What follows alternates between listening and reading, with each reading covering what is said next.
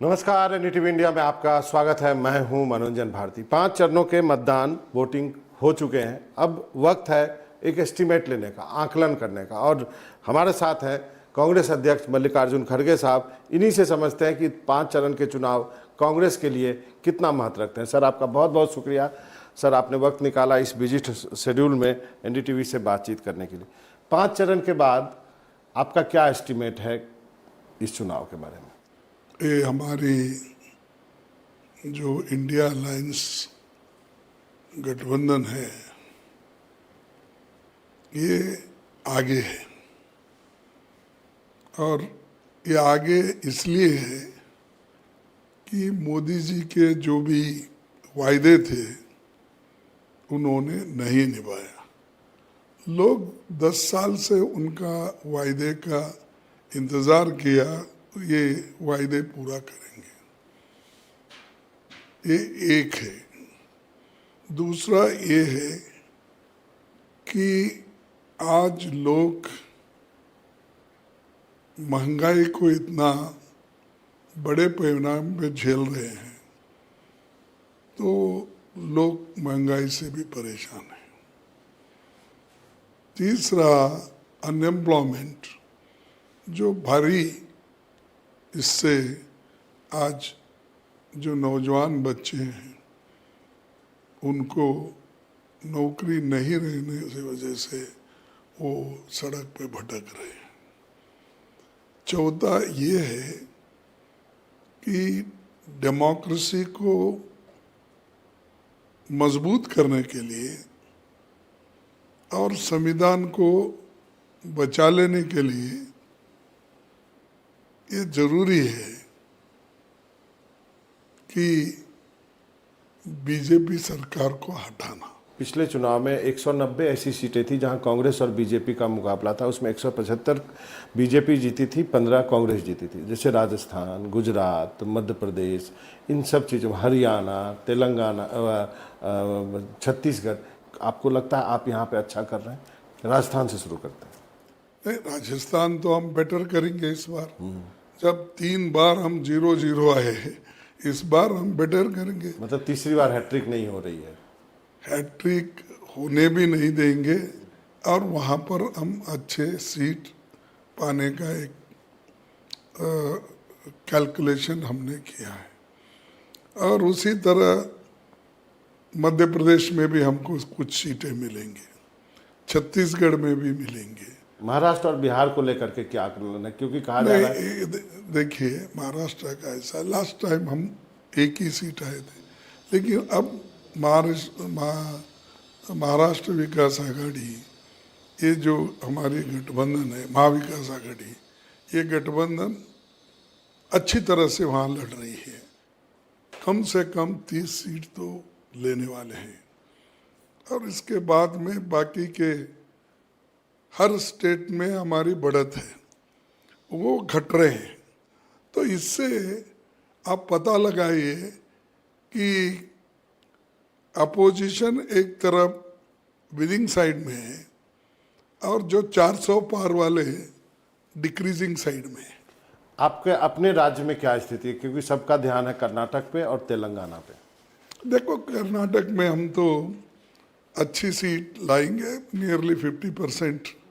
तो हमारा टारगेट है 20 का, लेकिन हम कम से कम 50% सीट तो हम लाएंगे। जो रुझान हमको मिल रहे हैं उससे ये जाहिर होगा कि हम बीजेपी को सत्ता पे आने से रोक देंगे। जो शुरुआत आपने की थी इंडिया गठबंधन की, जो पटना की मीटिंग हुई, जो बेंगलोर की मीटिंग में मैं खुद गया था वहाँ रिपोर्टिंग करने के लिए, और एंड ऑफ द डे जो अब जो बिखरा, वो क्या आपको रिग्रेट होता है? नीतीश कुमार को लेकर के, ममता बनर्जी को लेकर के क्या रिग्रेट है इस बात को लेकर के आपको? नहीं, देखिए, ये लोग कभी ना कभी बिखरने वाले थे। और ऐसा कौन सा हुआ? हमने तो हर एक को हमारे घर पे बुला के बातचीत करके वो गठबंधन किया था, लेकिन वहाँ पर वो अपनी अपनी सहूलत दे के सडनली वो अलग हो गए।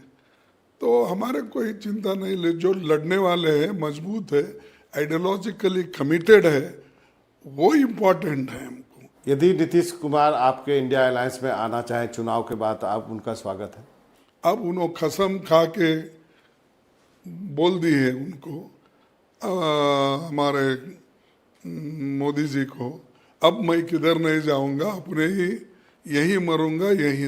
ये सत्ता के लालची लोग हैं, आइडियोलॉजी के नहीं। ममता बनर्जी को लेकर थोड़ा कंफ्यूजन है, उसको साफ करेंगे। अभी उनका एक बयान भी आया था कि बाहर से समर्थन देंगे, अंदर से देंगे, क्या है उसमें? देखेंगे उसके बाद में। अब बार बार उनकी बात करना ये अच्छा नहीं लगता मुझे।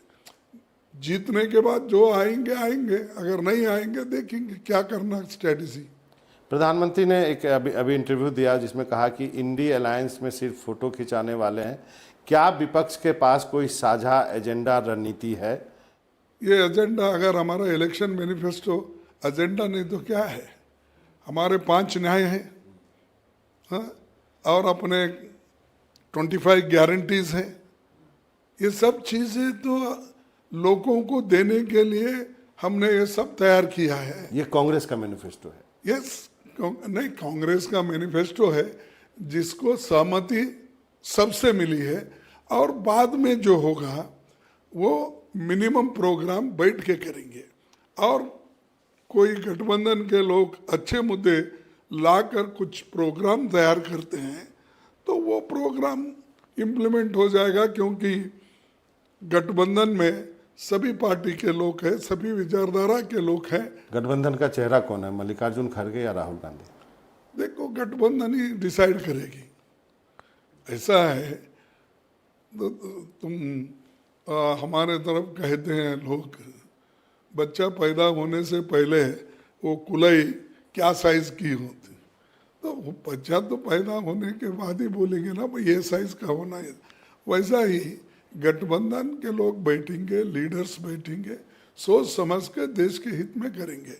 ये क्वेश्चन पहले भी था 2004 में, तो मैडम गांधी ने इसको सुलझाया। पूरा अपने खुद त्याग करके जो लोग सक्षम थे उनको बढ़ावा देकर उन्होंने 5 साल पहले किया। 2004 वाली स्थिति तो नहीं है ना सर? अब तो त्याग करने वाली स्थिति नहीं है, अब तो ऑनअप करने वाली स्थिति है। राहुल गांधी ने जितना मेहनत किया है, या फिर फेस के रूप में आप क्या कहें? नहीं, मैं वही बोल रहा हूँ ना। देखो, अब गठबंधन में है हम, और इलेक्शन माहौल है और इलेक्शन चल रहा है, तो उसमें ये बातें हम कहकर इलेक्शन को खराब नहीं करना चाहते। आप कहते हैं कि बेरोजगारी मुद्दा है, महंगाई मुद्दा है। लोग बहुत सारे लोग कहते हैं ये तो पहले इलेक्शन से मुद्दा, हर इलेक्शन में बेरोजगारी और महंगाई मुद्दा होता है। जब आपकी भी सरकार होती है तो भी यही मुद्दा लोग उठाते हैं। प्रधानमंत्री ने कहा कि 2015 से पहले सैकड़ों स्टार्टअप होते थे, आज 1.25 लाख हैं। आज 100 यूनिकॉर्न है जो 8 लाख करोड़ रुपये का कारोबार कर रहे हैं। इंटरटेनमेंट इकोनॉमी से हम क्रिएटिव इकोनॉमी की ओर बढ़ रहे हैं। ग्रीन जॉब, ग्रीन हाइड्रोजन में बड़ा उभरता है। आज इतने रोजगार मिलेंगे जिसकी कोई कल्पना नहीं कर सकता। आपका क्या पॉइंट ऑफ व्यू? देखो, रोजगारी का आपने कहा कि महंगाई का मुद्दा ये हमेशा रहता। देखो, महंगाई का मुद्दा हमेशा नहीं रहता। उसको कंट्रोल करने के लिए आपकी गवर्नमेंट क्या करे, आप उधर कितना ध्यान दिए। अब मैं आपको बताता हूँ कि ये देखिए, एक खाने की थाली 2014 में 100 रुपये थी, आज 170 रुपये है। 80 की तूर दाल आज 188 है। 414 का सिलेंडर आज 1000 तक गया है। और उद्योगपतियों के 16 लाख करोड़ रुपए तुमने माफ किया, और गरीबों का 1 रुपये भी उधर माफ नहीं किया। तो अमीरी गरीबी में जो खाई है ये 100 वर्ष में जो सबसे ज़्यादा है। उसके पीछे इनका आर्गूमेंट ये है सरकार का कि जो सड़कें बन रही हैं, जो हाईवेज बन रहे हैं, जो रेलवे का इलेक्ट्रिफिकेशन हो रहा है, जो एयरपोर्ट्स बन रहे हैं, ये भी जॉब क्रिएशन का ही हिस्सा है। देखो, हमने डबल लाइन बनाएंगे रोड की, उसको आप चौड़ा करके 4 किए। नया तो नहीं करे ना, लैंड एक्विजिशन करके कितने रोड आपने किया? ये क्या है, single road double road, double का 2 का था तो 4 कहीं जगह उन्होंने बना लिए अपने लिए, कहीं जहाँ जरूरत है वहां पर नहीं बन गए। आपने एक प्रॉमिस किया है कि आप 10 किलो राशन देंगे और 8,500 रुपया प्रति महिला देंगे, तो इसका अर्थशास्त्र क्या है, इसका इकोनॉमिक्स क्या इसका है? ये पैसा है, कहाँ से आएगा? आएगा पैसा। जो आप 16 लाख करोड़ रुपए अमीरों का माफ कर देते हो, क्या 1-2 लाख रुपए इनके लिए खर्च नहीं कर सकते? इसका मतलब आपने स्टडी कर ली है, कांग्रेस ने, आपके पास प्लान है? अरे अब तो आप सिंगल दे रहे हैं ना भाई, ये तो हमारे गारंटी जो फूड सिक्योरिटी एक्ट के तहत ये तो गारंटी है, इतना देना ही पड़ता है। उसको हम इसलिए बढ़ाए, जैसा उड़ीसा जैसा स्टेट में हम गए, मैं गया, राहुल जी गए, वो देखने के बाद हमको ये महसूस हुआ कि भाई ये लोग जो आदिवासी हैं, बहुत गरीब है, अति पिछड़े भी लोग हैं, इनको पेट भरने के लिए पूरा अन्न नहीं मिल रहा, तो इससे बेहतर है कि इनकी जो राशन है डबल कर देना चाहिए। ये हमने कहा और करके दिखाएंगे।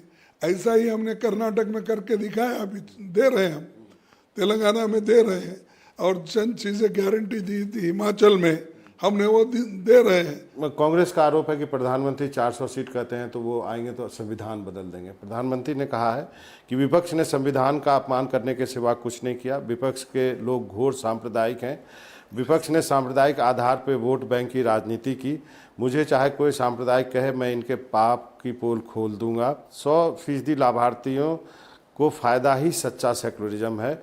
विपक्ष ने वोट बैंक के लिए एसटी ओबीसी आरक्षण पे डाका डाला।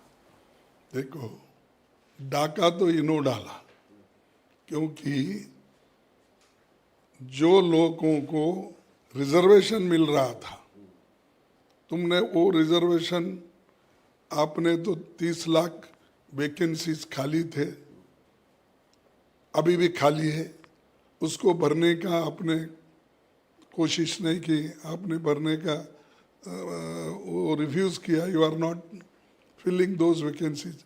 उसी में SC ST OBC को 30 लाख नौकरियों में से 15-16 लाख उनको ही मिलते ना, फिर क्यों नहीं किया?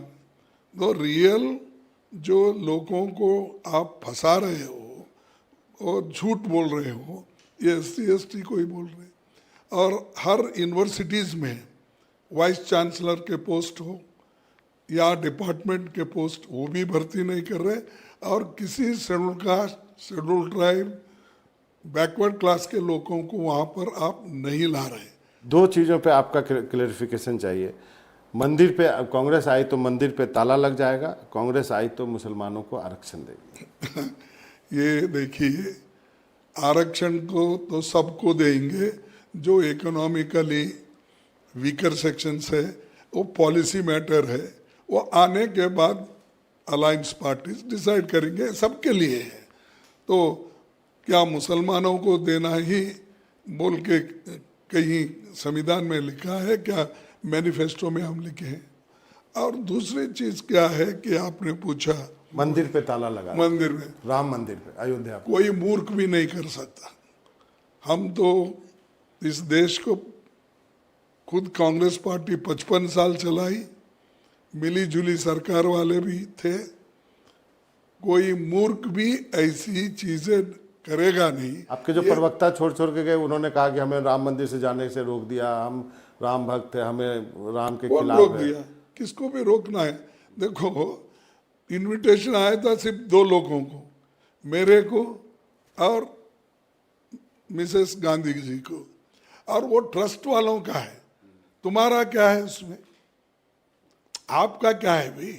ट्रस्ट वाले ने ये मंदिर बनवाई, कंट्रीब्यूशन दिए होंगे, सभी लोग दिए हैं, हमारे लोग कांग्रेस वाले दिए हैं, दूसरे दिए हैं। प्रधानमंत्री ने कहा कि कांग्रेस ने अनुच्छेद 356 का दुरुपयोग 100 बार किया। इंदिरा गांधी ने आपातकाल लगाया, राजीव जी ने साहबानों पर सुप्रीम कोर्ट का फैसला पलटा और राहुल गांधी ने कैबिनेट के फैसले को फाड़ा और कांग्रेस हमारे ऊपर आरोप लगाती है कि मैं जो हूँ वो संविधान के खिलाफ हूँ। तुम 50 साल के सब बोलते गए, हम इलेक्शन उस पे लड़ रहे हैं, हम इलेक्शन लड़ रहे हैं मौजूदा स्थिति पे। आपने कीमतें बढ़ाई, आपने अनएम्प्लॉयमेंट ज़्यादा आपके ज़माने में हुआ, आप किसानों का मुद्दा सॉल्व नहीं किया, आपने शेड्यूल कास्ट शेड्यूल ट्राइब के बच्चों के स्कॉलरशिप को भी कम कर दिया, आप जो हकूक दलित पिछड़े लोगों को मिलना वो भी मिलने नहीं दिया, और आपके विचारधारा के लोगों को यूनिवर्सिटीज़ में एजुकेशन में लाकर वो अपनी आइडियोलॉजी के तहत भर रहे हो, इसके खिलाफ हम लड़ रहे हैं। तो आप पिछले के 100 साल का लाके अभी बोलना, ये सब भटकाना है लोगों को। खड़गे साहब, एज ए कांग्रेस प्रेसिडेंट, जब अब ढेर सारे लोग पार्टी छोड़ के जा रहे हो तो आप उसके पीछे क्या वजह मानते हैं? जिनकी विचारधारा मजबूत नहीं वो लोग चले जाते, और यही विचारधारा 2004 में आए तो सब आए, 2009 में आए। अब क्या ऐसा हुआ बदल कांग्रेस में जिससे वो लोग नाराज होके चले गए? जो लोग राहुल जी के पीछे ही फिरते थे वो लोग राम मंदिर का अचानक उनको याद आया, उनको याद आ गया कि हमारे को कोई इम्पोर्टेंस नहीं मिलता। अब क्या बीजेपी में उनको इम्पोर्टेंस मिल रहा है? किसकी पहचान है वहाँ पर? यहाँ पर तो राहुल गांधी जी यंगस्टर्स को बढ़ाने के लिए, उनको प्रोत्साहन करने के लिए उन्होंने हर एक को मिनिस्ट्री दिलाई और हर एक को उन्होंने एक जगह पहचान होने के लिए एक जगह दी। ऐसे लोग बात कर रहे हैं। एक चीज़ और लोग, बहुत सारे लोग जानना चाहते हैं, रायबरेली अमेठी में जो चयन हुआ प्रत्याशी का, कभी कहा गया राहुल गांधी लड़ेंगे, अमेठी लड़ेंगे, रायबरेली, तो अंदर क्या हुआ? आपके साथ कुछ डिस्कशन हुआ होगा? क्या ये अच्छा नहीं होता गांधी परिवार का एक और व्यक्ति अमेठी से लड़ता? ये बहुत सारे लोग कांग्रेसी भी जानना चाहते हैं। देखो, उनको ये चीज़ कैंडिडेट सेलेक्ट करते वक्त हमारी इलेक्शन कमेटी रहती है, और इलेक्शन कमेटी में जो तय होता है उसके तहत हम कैंडिडेट्स को टिकट देते हैं, चल। और राहुल गांधी जी का रायबरेली में जाना ये इसलिए कि हम बहुत सोच समझकर वहाँ पर टिकट उनको दिया है, क्योंकि वो मैडम सोनिया गांधी जी का जगह खाली था, उसको खाली नहीं छोड़ना चाहिए। राहुल गांधी जी वहाँ से लड़े और उसमें कामयाबी भी उनको ज़रूर मिलती है, और इससे हमको गठबंधन को भी फायदा होता है, क्योंकि उत्तर में एक लड़े तो दक्षिण में, ये पहले भी इंदिरा गांधी जी ने उत्तर और दक्षिण में लड़ती थी, सोनिया गांधी भी लड़ी बल्लारी से और फिर बाद।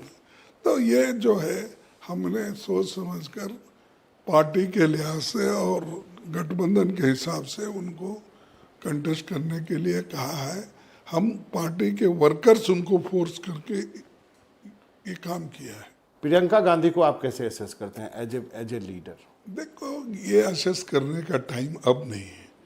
अब देखो, उन्होंने तो भारी काम कर रहे हैं, हर जगह जा रहे हैं, और मैं तो ये कहूँगा कि जहाँ भी वो जाते हैं वहाँ माहौल बनता है, लोग उभर के आते हैं, बाहर आते हैं। लेकिन पार्टी कैपिटलाइज नहीं कर पाती। पार्टी देखो, जितना वो करना चाहिए वो चाहते हैं उतना तो कर रहे हैं हम, लेकिन उनका एक छवि अलग बना हुआ है और वो लोग भी उनको बहुत पसंद करते हैं, और हर जगह उनका डिमांड है, लेकिन कितने जगह जा सकते हो। तो वो तो अच्छा उन्होंने प्रचार किया और मेहनत की, और इसीलिए मैं उनको धन्यवाद देता हूँ। बहुत बहुत शुक्रिया सर, आपने वक्त निकाला एनडीटीवी से बातचीत करने।